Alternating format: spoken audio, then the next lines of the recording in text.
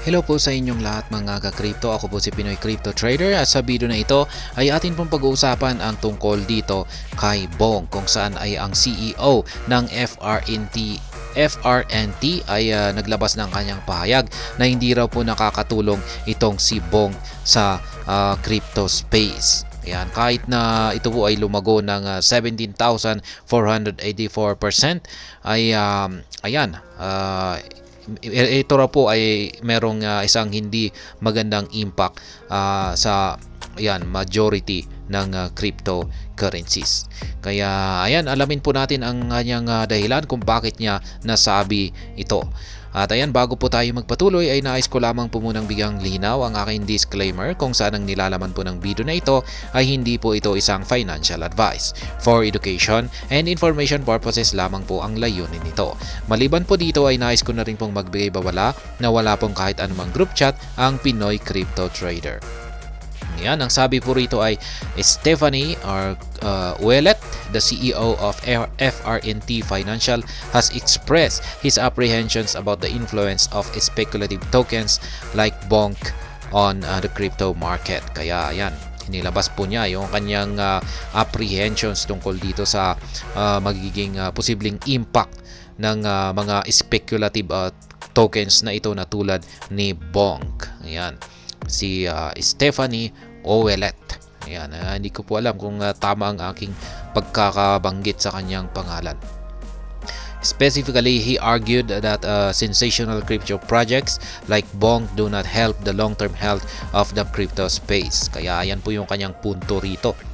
Ayon po kay Ouellet ay itong si Bonk ay hindi raw po ito nakakatulong sa long-term health or yung kalagayan ng crypto space.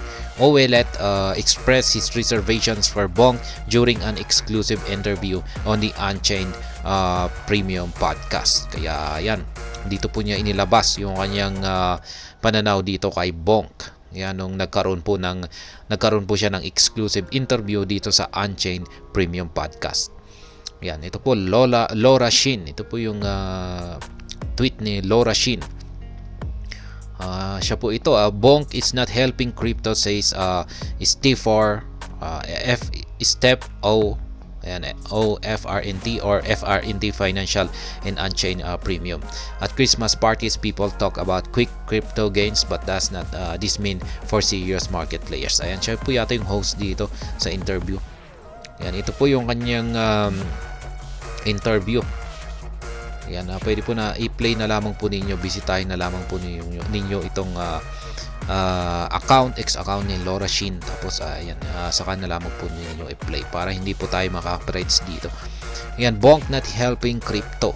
And the crypto CEO expressed concerns that such token driven by a game of hot potato mentality among retail investors undermine the efforts to establish a genuine investment space for institutional players. Kaya yan, yung mga katulad daw ni Bonk, yan, ayon kay Ouellet ay ito raw ay parang yung nangyayari po rito ay yung nagtutulak lamang dito ay tinawag po niyang game of hot potato na mentality. Ayan. Ang ibig pong sabihin niya rito ay parang hype lamang po yung parang ibig sabihin na rin po yan, hype. And Ouellet highlighted instances from the ongoing holiday season where he encountered individuals enthusiastically discussing their investments in tokens like Bonk. Kaya yan, napansin niya raw na talagang pinag-uusapan ng karamihan ang kanilang investment tungkol dito kay Bonk. While acknowledging the freedom for individuals to engage in speculative activities, Ouellet emphasized the potential negative repercussions for the broader crypto ecosystem. Kaya yan, dahil sa napapansin ni Ouellet na marami po talagang tao ang nag-i-invest sa mga meme coins na katulad ni Bonk, ay napilitin po siyang maglabas ng kanyang negative repercussions na hindi raw po talaga makakatulong yung mga ganitong katulad ni Bonk sa kabuuan ng crypto ecosystem. He noted that such speculative behavior, when amplified by media coverage, could hinder the efforts to gain credibility among institutional investors. Kaya yan po yung pinaka-point niya. Kasi kung pag ganito raw, yung mga meme coins na katulad ni Bonk ay talagang mas lalong inamplify pa raw, or parang mas lalong pinasikat ng mga coverage, mga news outlet, ay parang nasisira yung credibility ng mga cryptocurrencies. Yung lalong-lalo na yung mga well-established na talagang may mga foundations, may mga utilities, ayan, parang nasisira daw po yung kanilang mga reputation, at yung parang tingin ng mga institutional investors dito ay parang hindi na maganda. Ayan, parang yung credibility or yung yung pagiging isang crypto asset ay parang nasisira. Kaya pag may yung naapektuhan po rito ay syempre yung mga bagong institutional investors na papasok. Yan, lalong-lalo na yung hindi pa nila nakikilala yung talagang mga well-established na mga cryptocurrencies. Paano pag may bagong institutional investors tapos yung una nilang nainkwentro or nakilala ay si Bonk? Ayan, tapos research nila yan at binasa nila lahat ng tungkol kay Bonk, at malalaman nila na ito pala isang speculative at saka speculative behavior, or ang parang nagpapump lamang dito ay hype. Ay yan, magkakaroon talaga ito ng negative na impression sa mga bagong mga institutional investors. The FRNT Financial CEO expressed frustration, stating, "These things don't help me when I'm trying to have institutional investors take this space seriously." Kaya yan po yung kanyang frustration dito na statement. The crazy around Bonk. 7 days ago, Bonk hit an all-time high of 40 digits 34.19. Meanwhile, as of December 1, Bonk traded at 50 digits 38.07. This implies the token has witnessed a dramatic 798% growth in under 2 weeks. Kaya yan po talaga yung kahanga-hangang performance ni Bonk. Nitong nakalipas na 2 linggo ay patuloy pa rin po itong umaangat mula po sa kanyang presyo na, or mula po sa kanyang all-time high. Ayan,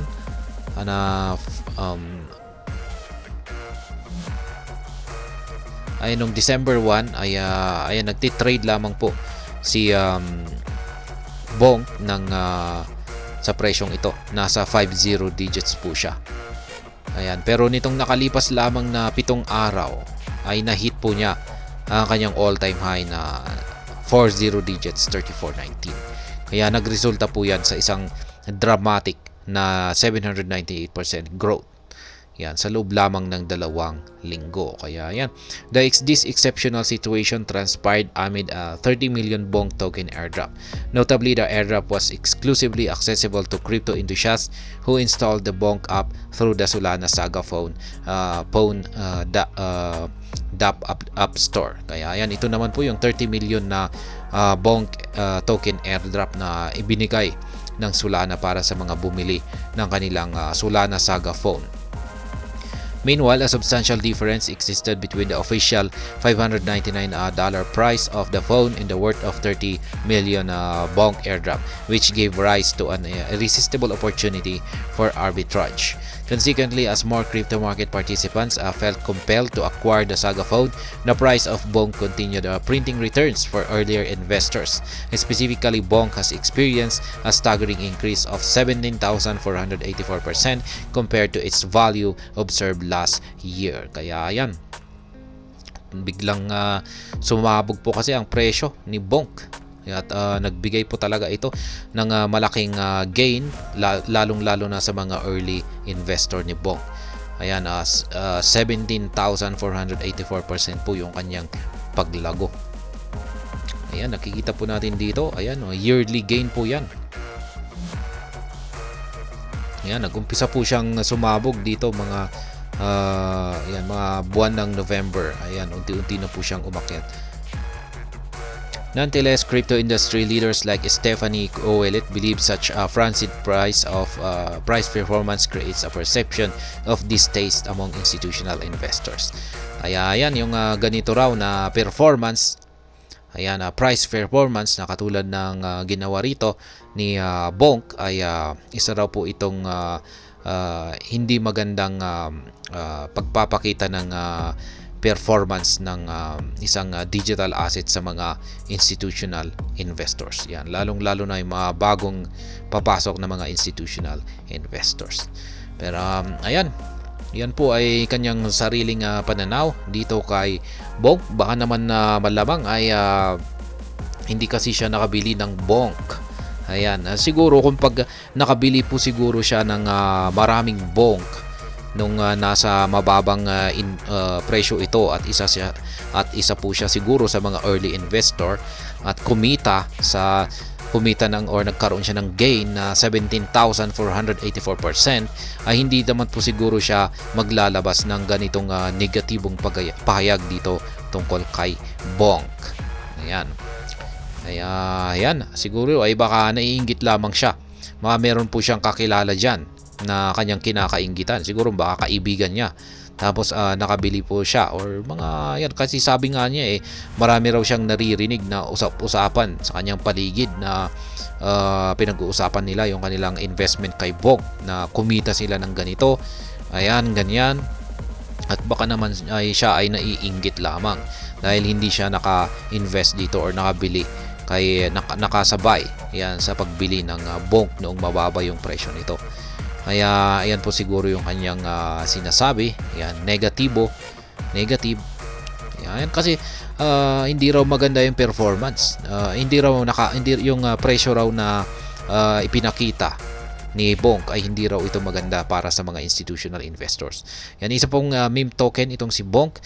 Yan, pero kung sabihin natin na yung kanyang point dito ay may katotohanan, kung pagbabalikan natin yung ibang mga meme coins katulad nila Shiba Inu at saka si Dogecoin, ayan, at sumabog na rin po yan, lalong-lalo na itong si Shiba Inu na nasa milyon po yung percentage ng gain na kanyang ibinigay sa kanyang mga early investors. At ayan, wala naman pong naging problema sa mga institutional investors. Kaya ayan, sa tingin ko ay yung sinasabi lamang po siguro ng FRNT CEO dito na si Ouellet ay mukhang parang walang pong gaanong basihan. Sa tingin ko ay baka siguro ay naiinggit lamang po siguro siya. At ayan, hanggang dito na lamang po tayo sa video na ito. Sana po ay inyong nagustuhan ang aking paliwanag dito. Kung inyo po itong nagustuhan ay pakiclick lamang po ang like button nito. Para naman po sa mga bago lamang dito, kayo po ay aking inaanyayahan para mag-subscribe. Pakiclick na rin po ang bell icon nito dahil ito po ang siyang magsisilbing notification nito sa mga bago kong videos na akin pong ina-upload sa aking YouTube channel na ito. Marami pong salamat sa panunood. Ingat po tayo lagi at God bless po sa ating lahat.